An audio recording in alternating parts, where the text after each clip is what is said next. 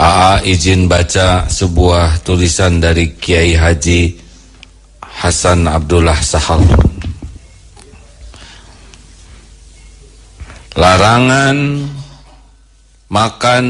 Larangan minum minuman keras.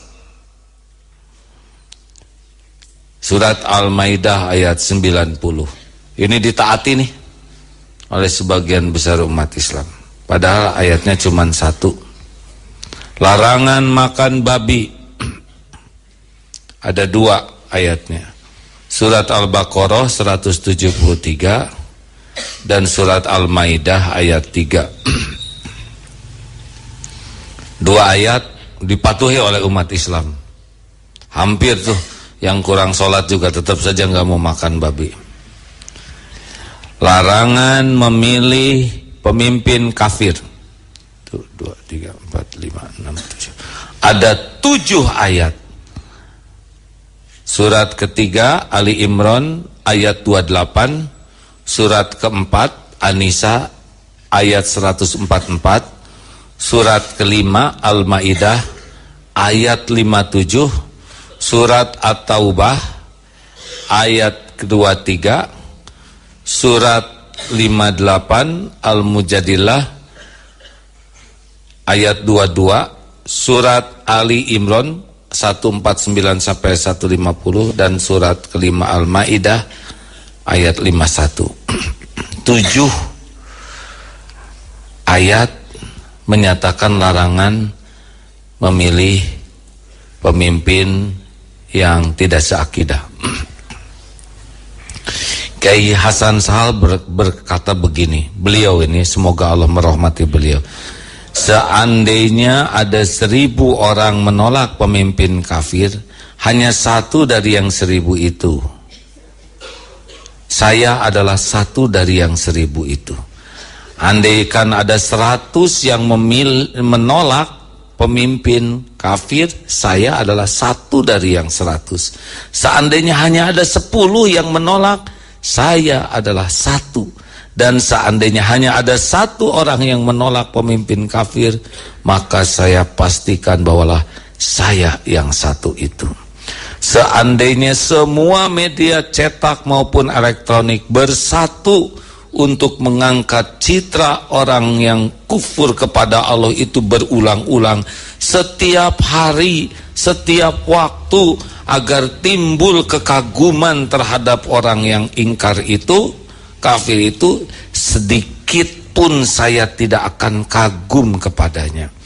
Ingat ya, seorang yang dianggap pekerjaan rendah, misalkan cleaning service, tapi beriman kepada Allah, itu tidak ada bandingannya dibanding pejabat setinggi apapun yang mengingkari Allah. Jadi jangan kagum kepada yang mengingkari Allah, walaupun dunianya dikasih topeng setebal apapun. Santri yang tidak punya apa-apa tapi punya iman, punya ketakwaan, itu jauh lebih menakjubkan, lebih hebat dibanding pemimpin manapun di dunia yang mengingkari Allah.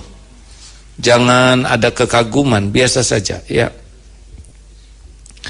Seandainya semua program kerjanya masuk akal, keren, sempurna, dan mampu meyakinkan banyak orang, tak akan sejengkal pun mengubah keyakinan saya.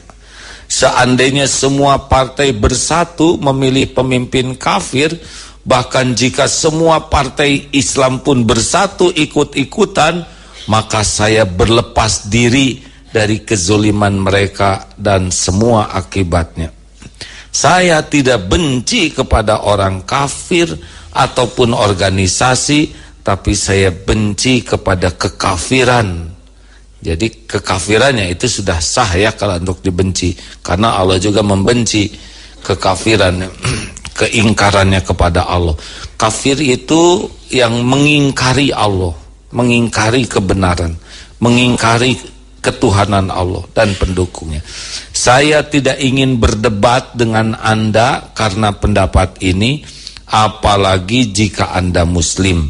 Bagaimana saya bisa meyakinkan Anda sedangkan firman Allah saja Anda lewati. Tapi bagaimanapun takdir Allah di atas segalanya. Hadanallahu wa iyyakum ajma'in. Amin. Nanti yang terpilih terserah Allah. Tetapi kita punya hak. Wah, itu syarat. Oh tidak, ini hak. Kalau saya seorang Islam menjalankan Islam saya, ini hak, ya. Dan kita tidak memaksa. Misalkan ada orang yang agama lain tidak mau memilih pemimpin Islam, ya tidak apa-apa. Itu haknya, benar? Kita tidak usah marah. Orang yang tidak Islam tidak usah marah juga dengan keyakinan. Ini seperti halnya kita sholat. Kita tidak makan babi karena Allah melarang kita makan babi, tidak boleh marah yang lain, ya. Karena ini adalah ibadah kita, termasuk tidak memilih pemimpin yang tidak seakidah. Ini adalah hak. Ini adalah amal soleh kita. Begitu? Kita tidak usah marah-marahan. Kita paham dalilnya, kita lakukan. Toh nanti Allah takdirkan siapa yang terpilih, itu mah ketentuan Allah. Tapi apa yang kita lakukan kembali kepada kita. Jadi amal atau jadi dosa.